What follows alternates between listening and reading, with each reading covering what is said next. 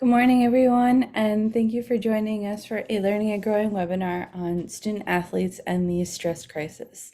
Our presenter today is Hope Kate of Cape Fear Community College. We are happy to have Hope back for another Learning and Growing webinar. My name is Sidra, and I'll be your moderator today for Hawks Learning. We will have a live Q&A session after the presentation, so please enter any questions you have into the Q&A module as we go, and we'll be sure to answer them at the end. I'll now hand it over to our presenter. Hello, everybody.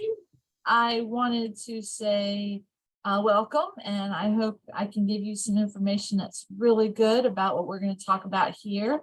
So let's kind of just get right into it.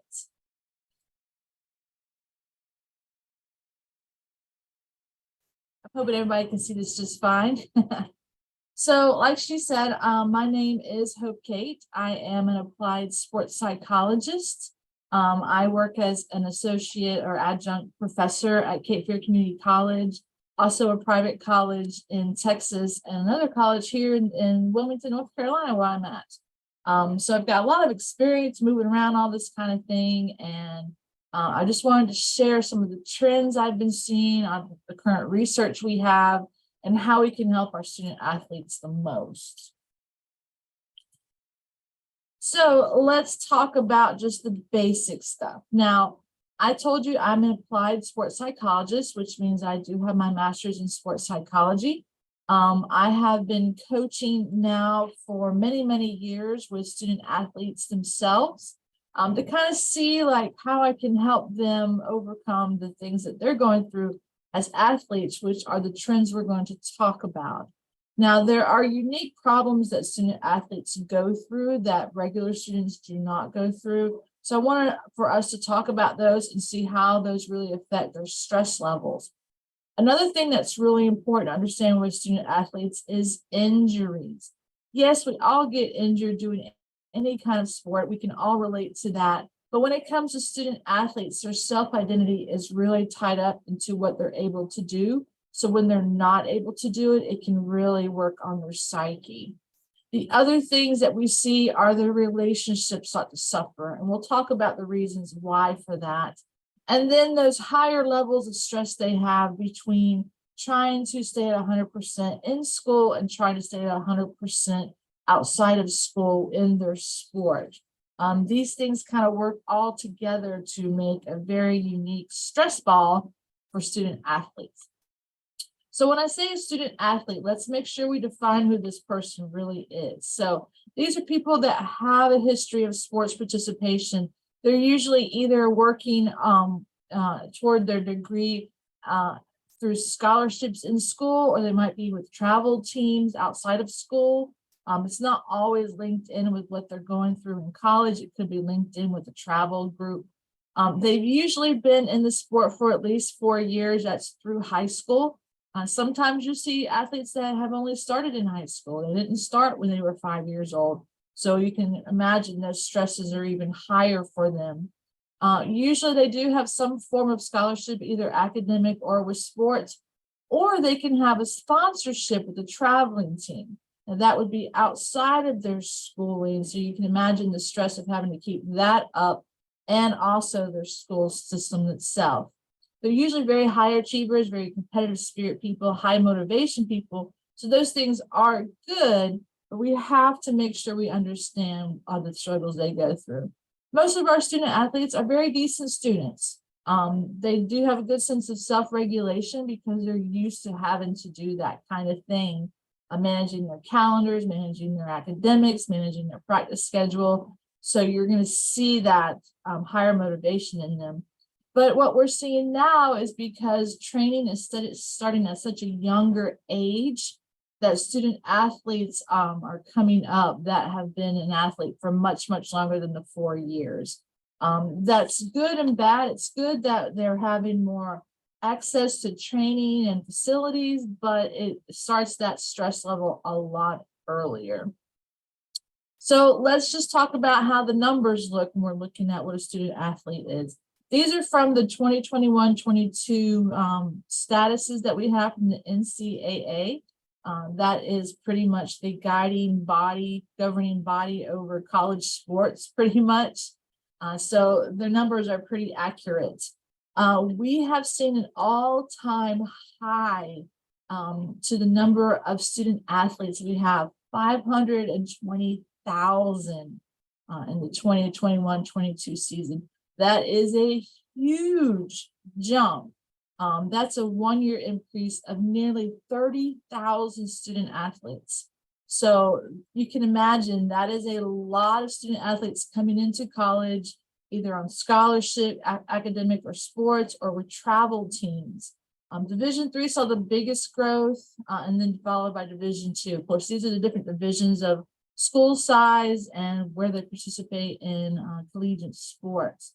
But that is a lot of people coming in. And I broke it down here for you by sport. And as you can obviously imagine, you're going to see the biggest ones in a lot of the team sports, mostly because they can give them the most scholarships and they get the most money, either from television deals, equipment deals, sponsorship deals. So if they have more money coming into the school, then they're able to have more student athletes in the school. But we have seen huge increase of these numbers. And so in order for us to make sure we're keeping up with this big increase of student athletes, we have to be able to understand the stresses that they're going through. So let's talk about some stress. None of us have any stress, of course, we know that. That's so not true.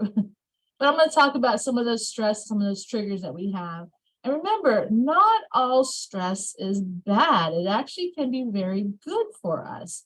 So think about if you're an athlete or you have a sibling or a daughter or son who's done athletics.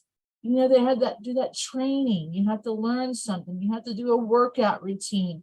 You have to push yourself past your comfort zone, and it can take a while.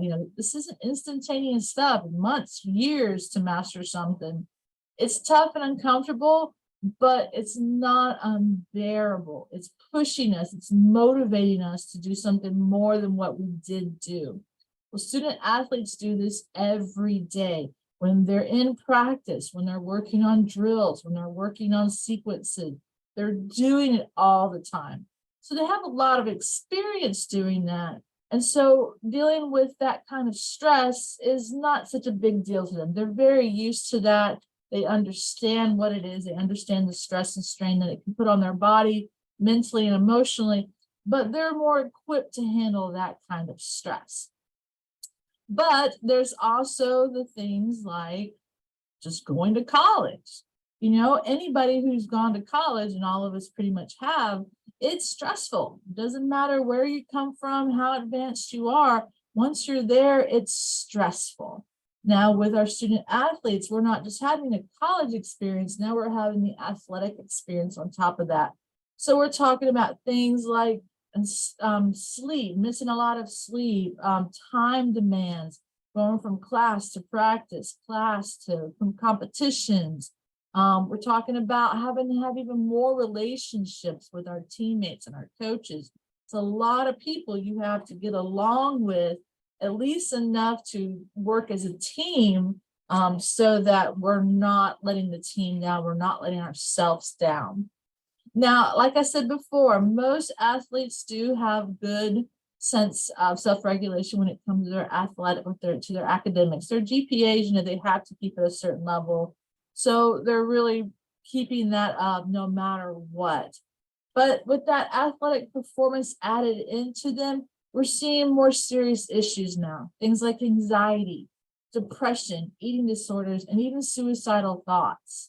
I pulled some stats up for you, and I have the references at the end here. But what we found that there's still increased rates of anxiety and depression from student athletes, more so than non-athletic college students.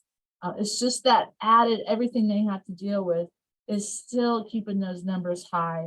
And we really don't want to keep anxiety or depression high because it can lead to psychological disorders, and it can lead to a lot of complications in their academic life, their college life, but then beyond that. So we really want to take this seriously and understand that, okay, this is something that we need to pay attention to and look at. So when we're going to look at these, we're going to see certain triggers that happen with student athletes. And it's going to be things like they're going to start missing classes. It could be because they have to, go on a away game. Could be that they hurt themselves in practice and they're in rehab right now. Those are things that are just going to happen with student athletes. We're also going to see that they're going to be away from home for the first time. A lot of student athletes live on campus because they have to do so much outside of class. It's easier for them to be on campus or right off campus, but they're away from home now. They have that security of mom and dad and family protecting them and keeping them grounded, but they don't have that as much anymore. They're kind of on their own. We're also going to see that if they start social isolating themselves from other teammates, that's going to be a sign for us that something's going on beyond just, having to deal with life as a student athlete. When we start to see them pull away from teammates, pull away from coaches and trainers, it's going to be our sign that something's wrong. And then you're not going to see them as much around campus. But if we do start seeing them away from their teammates, away from their sport more, there's going to be something there.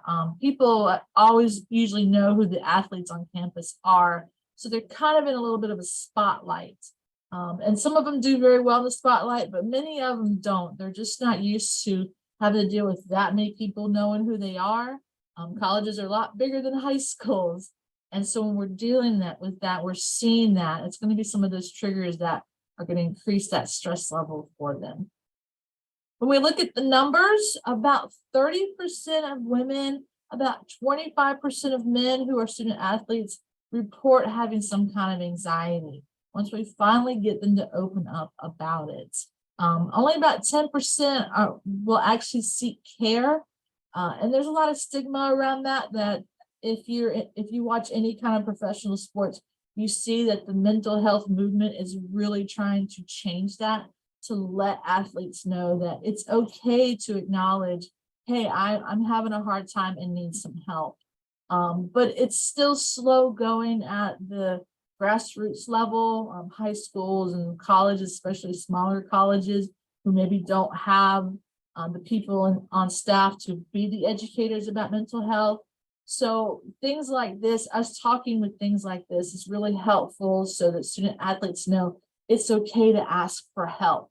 You're not a human, you're not a superhuman person, you are a real person. So the more we can help them, the more we can acknowledge it, the easier it is for them to come forward and let us help them. So let's talk about just some of these student stressors that we have. 40% of the time we see a lot of them are related to time. You can imagine all the time that they have to just use up in every single day. So the areas that we want to look at to help them, first of all, with high stress are some pretty basic ones. But when we think about it in the aspects of student athlete, it makes a lot of sense. The first one is our time management. We want to help them understand, okay, let's get a planner, let's get a calendar, let's write things down. When we write things down on paper, it gets out of the jumble in our head and we're able to focus better on them.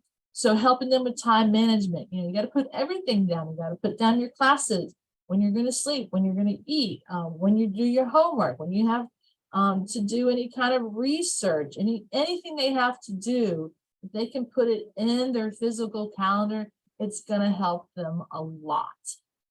The second one is their academic expectations. Yes, they have to keep their GPAs up in order to keep their scholarships.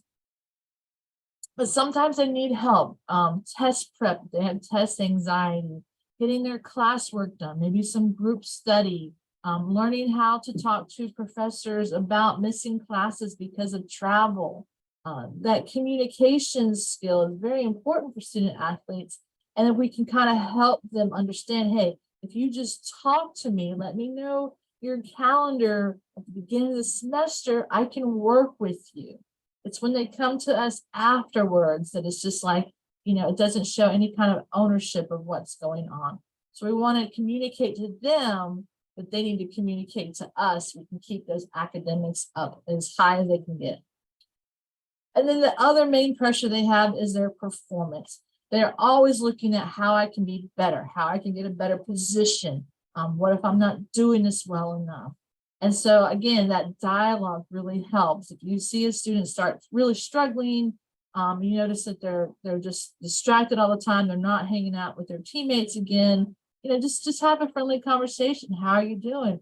How's it going with whatever sport you're in? Especially if you know a little bit, just get them talking, and that can really help us understand how we can help with that stress level that they're having. Some of the other ones that we're seeing are things like understanding their playing time. Not every student athlete gets to be on the field or perform every single time there's a competition. A lot of them have to sit out. They're second, third, even fourth string at times. So they're always looking at how they can get themselves better. If you work with any student athletes, if you do assistant coaching or even doing training aspects with them or teach psychology classes, you can help them with this. Show them things like Maslow's hierarchy of needs.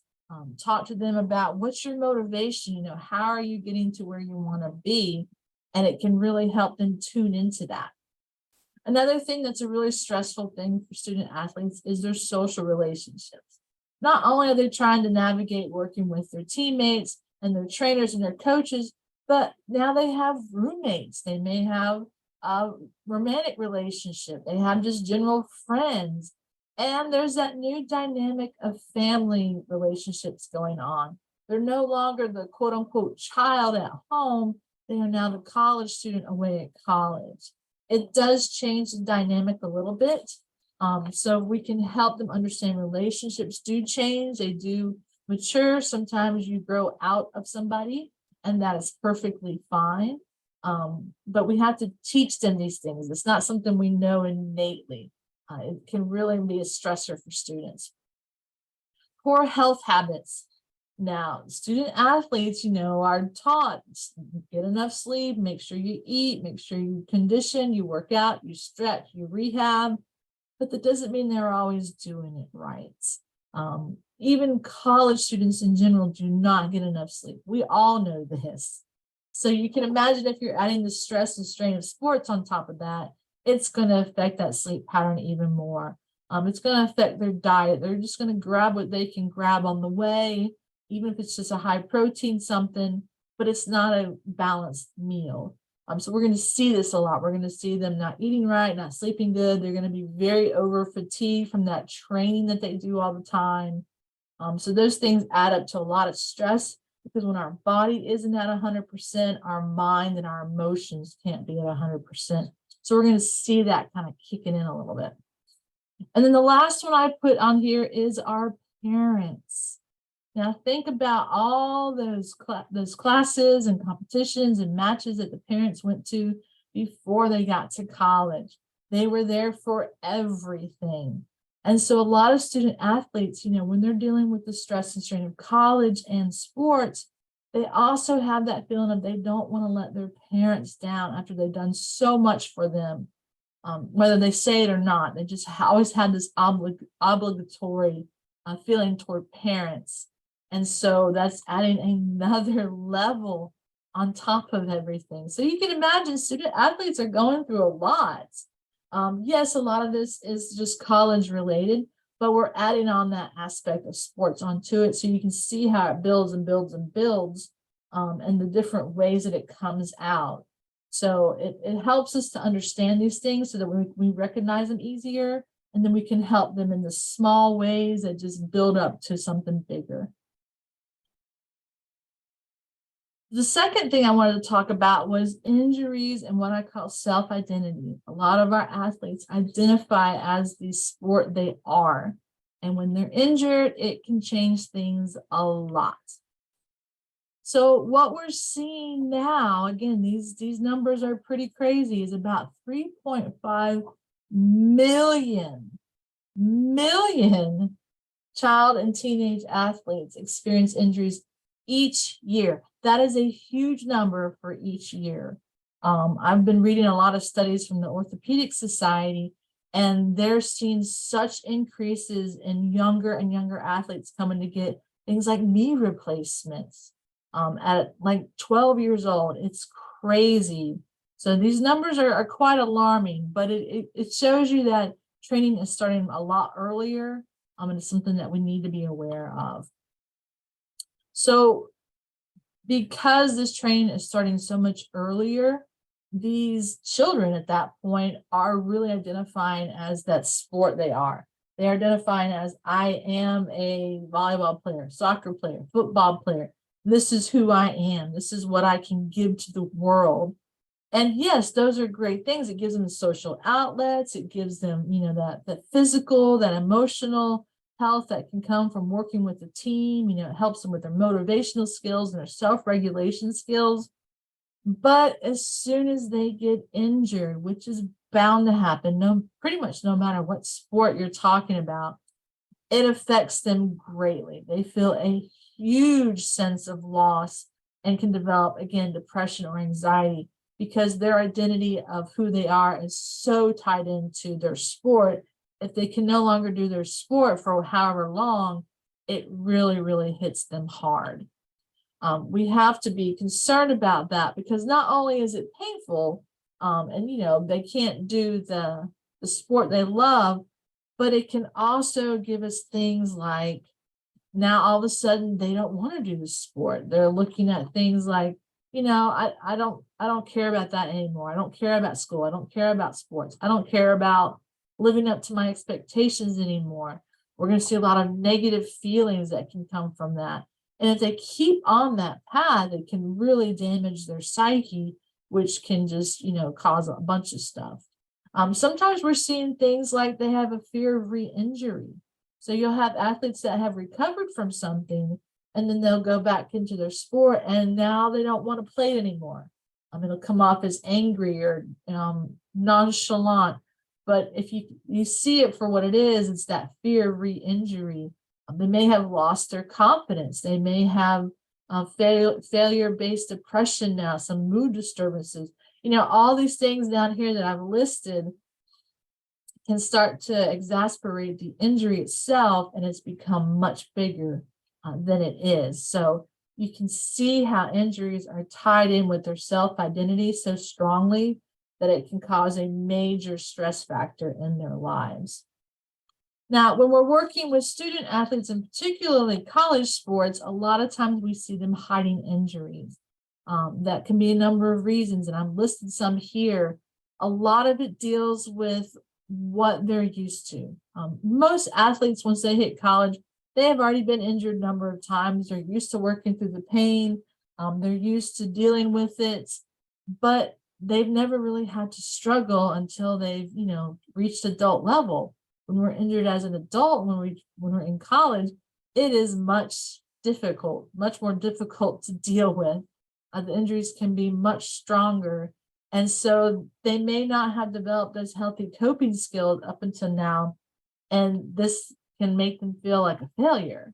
So we definitely don't want them to feel like that, because they have that identity outside as an athlete. They are what they do. And if this injury stops them from doing that, then who are they? But we have to, again, this is where we're going to realize that we're going to help them realize, yes, injuries are bad. Injuries suck, but you have to get treatment. Treatment can be challenging. Treatment can be complicated, but it's really important that the coaches, the trainers, the assistants, and the doctors themselves, and even the student all work together and have open communication. When we can open that communication barrier when it comes to injuries, it really helps student athletes deal with the stress and strain of it. They probably aren't going to be the ones to talk first. It's going to be the teachers, the educators, the counselors, the trainers, everybody else is going to have to start talking first to get them to realize what we need to do for that. But you'll see that a lot with college athletes. They won't talk about it, or they'll just kind of suck it up and deal with it. And we definitely don't want that. We don't want them to use this as a sign of weakness. That's we're constantly talking about services we have to show them this is normal, this is good, and please don't hide what's going on behind closed doors. So how do we help them? Well, there's lots of things we can do. I'm going to talk about a couple things. I'm going to talk about specifically a method that I call stretch. It's not actually like stretching, it's just an anagram. And I'm also going to talk about things called mental skills.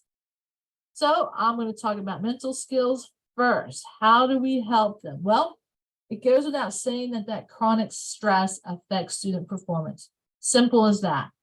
It doesn't matter if they're a college student or a student athlete, it's going to affect their performance inside and outside of their sport. So we can teach them how to proactively manage stress because we can't get rid of stress. It's going to help them not only learn how to deal with the situations, but it's going to help them, avoid a whole host of concerns like digestive problems. We see that a lot with student athletes who have high stress levels, sleep problems. Sleep is super important to our physical health. And so our student athletes definitely need that.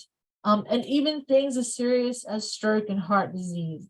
When stress levels get too high and there's too much cortisol in the body, the blood pressure goes up too much, it can cause a whole host of problems in our young student athletes. We're seeing increases of strokes and heart disease in people as young as 16, 17, and 18. And that's unacceptable to me. That's completely unacceptable. So let's talk about how to do these things to help them. The first one I want to talk about are called mental skills. These are what I do a lot of when I do my own counseling with student athletes. I have a whole list of them. If you look on Google under things like mindfulness techniques or cognitive behavioral techniques, you'll get a lot of these kinds of things you can use. And they're very, very helpful. The great thing is you can do them anytime. They don't take much time. They don't take any equipment. And they can use them for any situation in their lives. I encourage you to use them too. I use them myself all the time to deal with my own disorder, and it really does help. So the first one I want to talk about is journaling.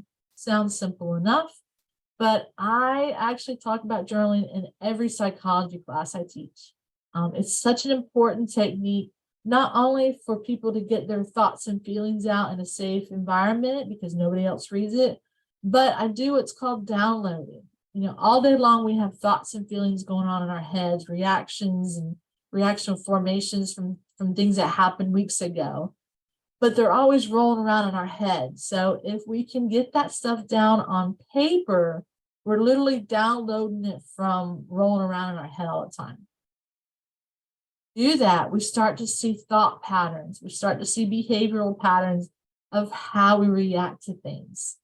It's amazing when I have students do like a week-long journal and then they have to do a little report about what they saw. They're like, wow, I realized, every time I dealt with this person, I was anxious, or every time I dealt with these people, I was really mad afterwards. And they start to see these thought patterns. And it's really helpful for our student athletes because they do have so much going on that they can get those patterns down and see what's going on. The second one is called mental rehearsal. Now, this is where you're going to basically sit and meditate and think about what's coming on or what's getting ready to happen so that you can go through it yourself. When we can do that, our brain kind of prepares for it. And that way, when we're in that situation, we're not going on empty. We already have a basis of what could happen. And then the third one is deep breathing exercises. We breathe so shallow during the day that our bodies are basically in panic mode. With that shallow breathing, we're constantly in a state of fight or flight. So if we can breathe deeper, then we can really open up that body and relax a little bit more so that we're able to handle things better. So the next one is the stretch method. I wanted to go over it real quick. You will have transcripts of this to go through it deeper, but I didn't want to take too much of our time. So these are signs of stress that we're going to see. Things in changing sleep patterns, lack of energy, all that stuff we've already talked about, but I really wanted to lay it down for you. And then help us realize that sometimes with that stress comes anxiety, sometimes with that stress comes depression. So if we can figure out ways to help with those things in simple formats, simple programs, then we're able to help them more. And I'm going to talk to you real quick about the stretch method. So the stretch method is just that. It's all the letters. The first one is speak positively. Talk to these people, give them encouragement, give them things that can boost their confidence. The second one's tell a support system. Encourage them to hang out with their friends, talk to a counselor, talk to a coach. The third one is reorganize that schedule, just like we talked about. Write things down, figure out what you need to give more time to, what you need to give less time to. It can really help you understand that. The fourth one is expect adversity. Suffering always happens. It's something we cannot avoid. No one is perfect and no situation is perfect. The fifth one is take things one step at a time. Help them understand, you're going to have to just work through things little by little. Things don't change automatically. It takes time. And then we have chill for C. We have to have time to decompress. We can't just keep going. We'll burn out eventually. And then the last one is H, have a growth mindset. Remember, failure is part of the experiment. Things are not going to work out. So that's going to teach us, hey, I tried it, it didn't work. Now I'm going to do this. So when we can show them these things, we can help them understand it's okay to speak up. Use your stretch method. This is about not only your physical health, but your mental health. They can't just suck it up anymore. Just like a twisted ankle, it's not going to go away. But unlike a twisted ankle, these signs of chronic stress are pretty much invisible. We can't just see somebody limping down the hallway and understand, hey, something's wrong. We have to look a little bit deeper. So other ways you can help, I just kind of summed it up for you. Speak to them. Just talk to your student athletes. Just let them know, hey, there's somebody here that's cared about you, notice some differences. What's going on? This can lead to opportunities to mentor and coach. I always encourage all my students to seek out the counseling offices so they know where they're at, how to get in touch with them, and that the services are free. And then be patient. Student athletes, as you saw, are under an immense amount of strain. So if you see them start to slip a little bit, just be like, hey, let's have a talk. Let's sit down and figure out how I can help you, lighten things up for you, and you'll see a big difference with them. So I hope the takeaway you took away from this is our student athletes are still learning. They're not professionals yet. They're still having to figure all this out. So we have to understand that they're young people, and so we can use our observational skills and guidance to help them. And then since this sport, this explosion of student athletes is happening, realize that we're trying to create those better environments for student athletes. If we can help them now, it'll help them much more as they become adults, professionals, wherever they go with them. And, working together, that little bit of effort can go a very long way when it comes to helping student athletes deal with the stress and strain of being a student athlete. Here's my reference page for you guys. You're welcome to click them. I put the websites here too. They're very, very helpful when it comes to understanding these things, and it gives you a lot more stats so that you can look those up yourself. And that is it. Great, thank you. If there are any questions, please go ahead and drop them in the Q&A module or even the chat box so we can get those answered for you. I'd be glad to answer any questions you have dealing with student athletes or any kind of the mental skills. I know I kind of rushed through them because we only have a limited amount of time, but like I said, you do get the transcript to get a little deeper. Did I come up with stretch myself? No, I did not. It is a combination of a couple different programs that I've worked with over the years. Well, I guess I kind of did then, but they are aspects of different programs that have come together into a concise stretch method. Anybody else?